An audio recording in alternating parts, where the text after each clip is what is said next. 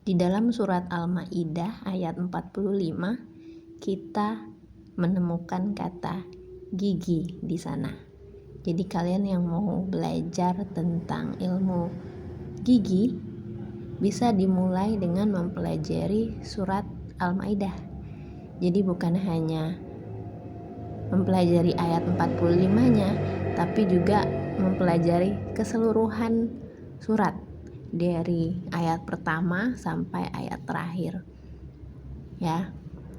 Kita mulai dari ayat 45. Kenapa? Karena ada kata-kata gigi di sana. Walaupun selain ada gigi, ada hidung juga ya. Hidung dengan hidung, telinga dengan telinga, gigi dengan gigi. Nah, organ-organ tersebut itu nanti kalian akan sadar bahwa itu berkaitan, hidung, telinga, gigi, ya.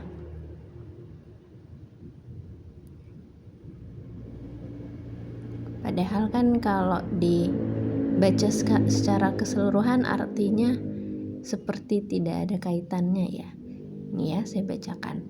Kami telah menetapkan bagi mereka di dalamnya Taurat bahwa nyawa dibalas dengan nyawa, mata dengan mata, hidung dengan hidung, telinga dengan telinga, gigi dengan gigi, dan luka-luka pun ada kisosnya, balasan yang sama.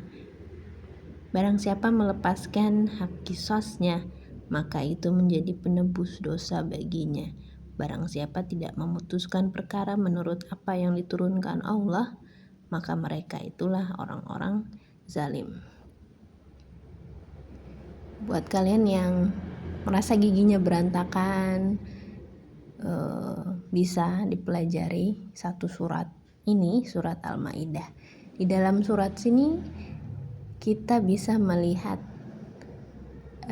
makanan-makanan apa yang baik, makanan-makanan apa yang tidak bisa kita makan sebagai muslim ya. Itu akan berpengaruh ke gigi kita nantinya ya. Kemudian yang mau pasang kawat gigi supaya giginya rapi gitu ya, karena giginya berantakan, bisa juga pelajari dulu ini surat. Karena kalau cuma satu ayat begini, bagaimana kamu bisa tahu hubungan antara gigi dengan makanan, gigi dengan yang lain ya, terutama makanan ya. Kalau kita mau lihat dari sisi sehari-hari kita, masyarakat awam ya, yang bukan dokter gigi ataupun yang dokter gigi pun bisa sih, dan harus ya, bukan bisa sih, harus belajar.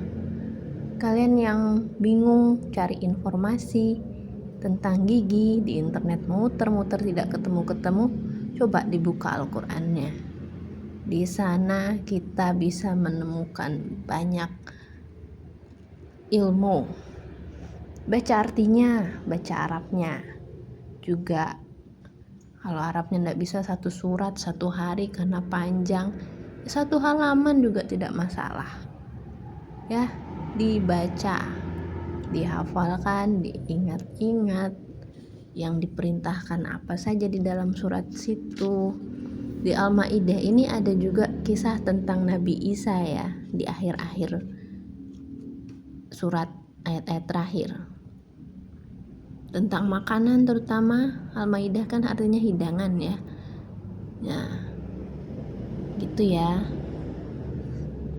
Yang mau belajar kedokteran, yang mau masuk kedokteran gigi, pelajari surat ini terlebih dahulu ya. Ilmu umumnya gimana? Ilmu umumnya juga dipelajari, tapi ini yang dasar sekali. Karena kalau kalian Islam, Muslim, Al-Quran itu kan petunjuk hidup. Apapun yang kamu mau cari tahu ada di dalam, gitu ya. Nanti di dalam surat Al-Maidah ini kalian bisa menemukan kaitan-kaitan gigi, kaitan-kaitan semua yang berkaitan tentang gigi yang menurut kalian awalnya mungkin itu tidak ada kaitannya, tapi sebetulnya ada. Kita kan baca Al-Quran seperti melihat rasi bintang ya, petunjuk arah. Kalau kalian lihat rasi bintang, kalau cuma satu bintang yang kamu pelajari, cuma satu ayat yang kamu pelajari, tidak mempelajari ayat-ayat lainnya, bagaimana kalian bisa menghubungkan bintang-bintang itu, bisa mengetahui arahnya. Bintang di langit itu kan bisa dijadikan petunjuk arah, mana utara, mana selatan. Kalau kamu cuma tahu satu rasi bintang tanpa mengetahui rasi bintang lainnya, hubungannya bintang satu dengan bintang lainnya, kan tidak bisa tahu mana arah utara, mana arah selatan, mana barat. Jadi kalian harus mempelajarinya secara keseluruhan. Baca dulu semuanya, baru lihat kaitannya apa. Gigi di sini nanti ada gunung, ada awan, ada kapal. Kira-kira ada nggak kaitannya? Gunung, awan, gigi, kapal. Al-Maidah ya. Al-Maidah surat ke-5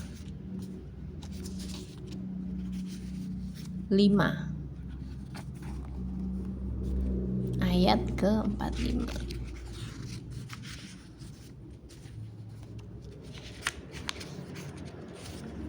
Sering ya masalah gigi, pergigian, sakit gigi, gigi keropos, gigi hitam, karies, tidak tumbuhnya berjejalan, tidak mau tercabut, akhirnya gingsul, tumbuhnya miring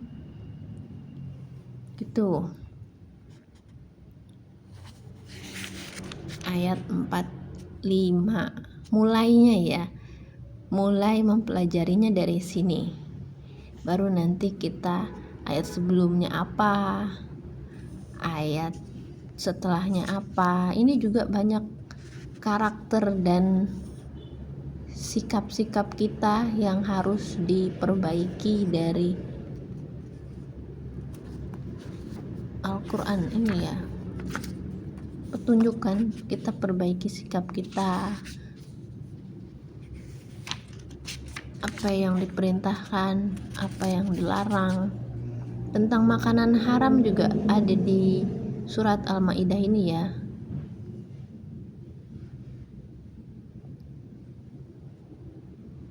Makanannya apa? Buah-buahan, ikan di sini. Terus nanti kita kaitkan dengan ayat lainnya. Setelah di Al-Maidah tentang gigi, itu ada di surat Al-Kahfi, surat ke-18, di ayat-ayat terakhir yang tentang Zulkarnain itu lebih ke bagaimana cara merapikan gigi ya. Emang kaitannya apa? Ada kok kaitannya, hubungannya ada. Gigi, gunung, awan itu hampir sama. Allah mengibaratkan gunung seperti awan, seperti kapal, gigi pun seperti itu. Kita coba lihat ya di surat Al-Kahfi.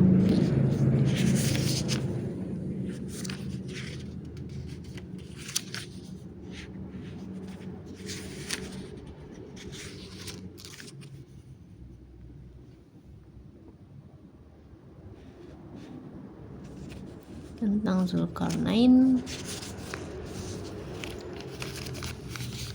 Kalau kita mau melihat anatomi mulut, anatomi gigi, itu kan ada lidah di dalam mulut kita, ada lidah, tidak hanya gigi kan. Nah, gigi kita misalkan sebagai gunung.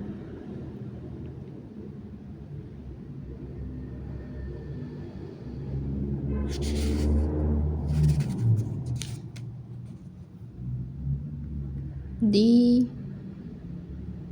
sekitaran ayat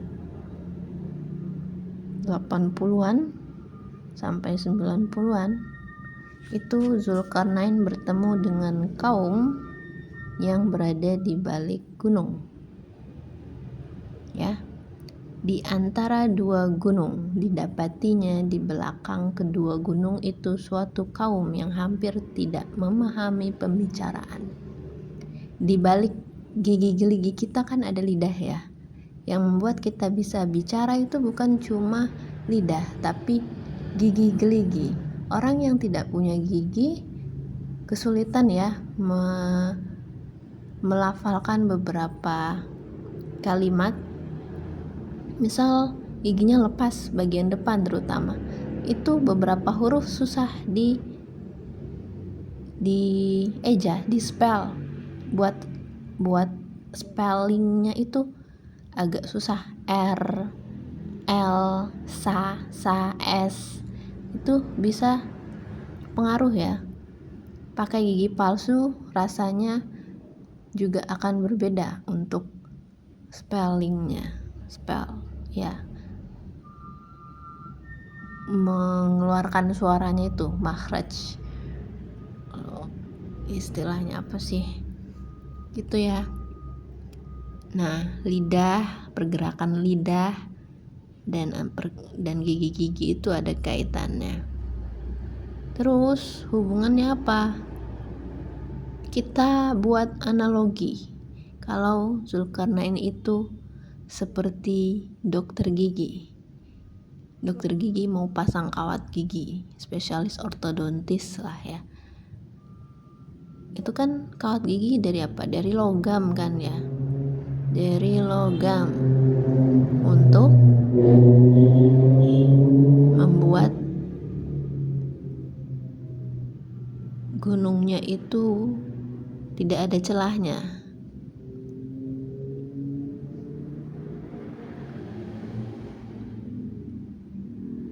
Dinding penghalang antara kami dan mereka. Ini analogi. Kalian tahu analogi kan ya, pemisalan. Kita membaca Al-Quran itu, kita pikirkan, kita misalkan. Ada banyak perumpamaan yang punya kaitan dengan tubuh kita. Di sini kan kaumnya meminta kepada Zulkarnain ya. Mereka berkata, wahai Zulkarnain, sungguh Ya'juj dan Ma'juj itu makhluk yang berbuat kerusakan di bumi, maka bolehkah kami membayarmu imbalan agar engkau membuatkan dinding penghalang antara kami dan mereka.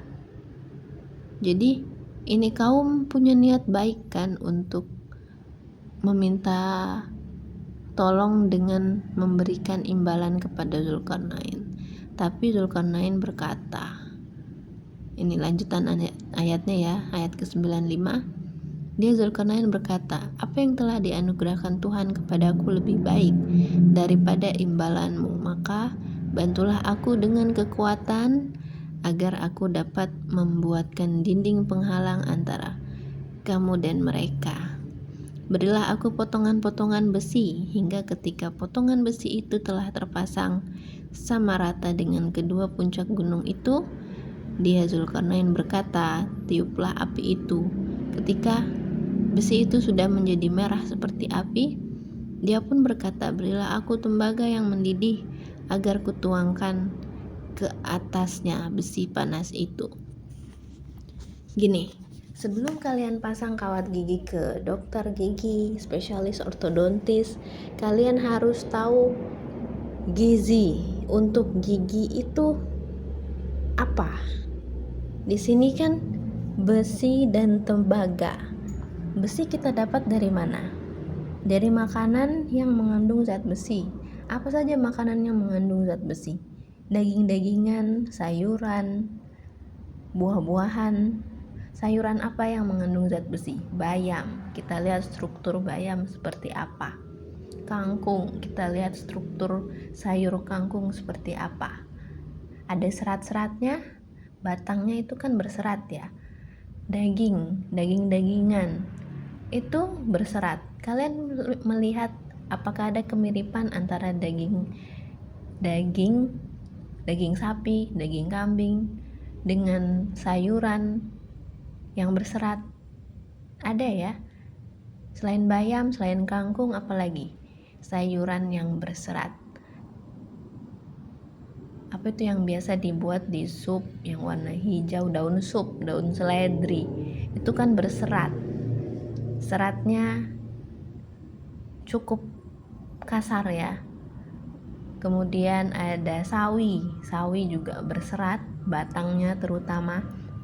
Nah, itu sayuran dan daging-dagingan itu kita perlu dikunyah sisi kiri gigi, sisi kanan gigi, geraham kanan, geraham kiri, bolak-balik dikunyah gitu. Gigi fungsinya untuk mengunyah, jadi gunakan mereka untuk mengunyah makananmu. Gimana caranya? Dipotong kecil-kecil dulu, dimasak sampai lembut, nanti pelan-pelan kurangi panasnya. Sayuran kalau dimasak lama-lama tidak bagus ya.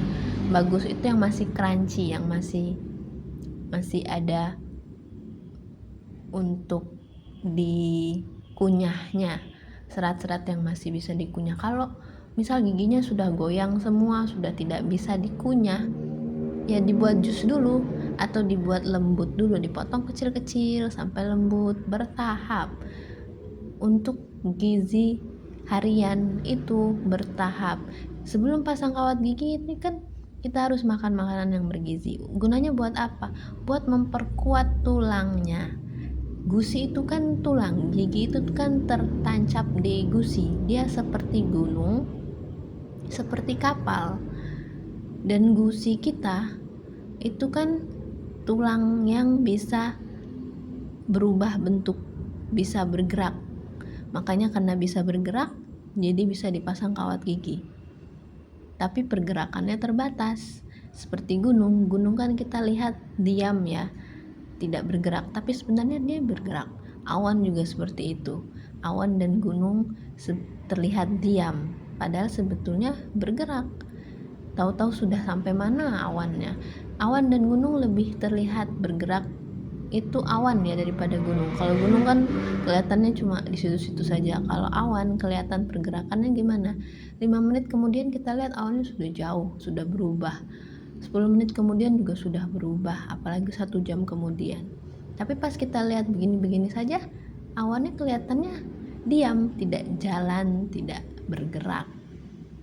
Untuk beberapa orang lainnya ada yang bisa melihat awan itu bergerak, tapi pelan sekali. Nah, sama gigi kita juga begitu. Mereka bergerak, tapi tidak terlihat, pergerakan yang terbatas. Karena ada jaringan ikat yang mengikat gigi itu di gusi, tulang, rahang ya. Rahang atas, rahang bawah. Nah, itu kan tumbuh gigi kita. Dia walaupun seperti benda mati, sebetulnya dia hidup. Dia melakukan regenerasi, kokoh, perlu gizi, ada sarafnya, ada pembuluh darahnya, ya, struktur bangunan. Jadi di sana seperti bangunan juga harus di maintenance, ada perawatan jendelanya, perawatan struktur rangka bangunan. Kalau gedung kayak gedung gitu ya, strukturnya harus dirawat, dindingnya harus dirawat.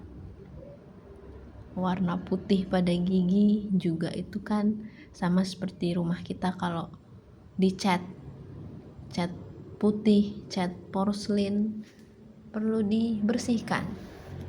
Dan gigi kita punya sistem pembersihannya sendiri. Di antara sela-sela gigi itu kan ada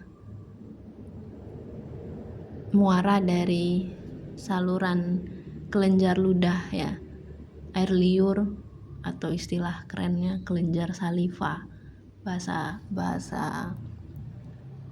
Latin, bahasa kedokterannya ya. Ada muara di situ di antara gigi. Jadi mulai dari atur makanan, perbaiki gizi, baru pasang kawat gigi. Karena kalau tidak ada gunanya pasang kawat gigi. Kalian hanya akan menyulitkan dokter yang akan merawat gigi kamu. Itu ya. Kuatkan dulu giginya, strukturnya harus kuat, baru bisa ditarik untuk dirapikan. Pasang kawat gigi, pasang yang buat kasih naik gigi itu apa ya? Saya tidak belajar kedokteran gigi secara detail. Itu job desk-nya dokter gigi, terutama spesialis dokter ortodontis ya. Oke, 2 surat ini kalian pelajari, Al-Maidah, Al-Kahfi.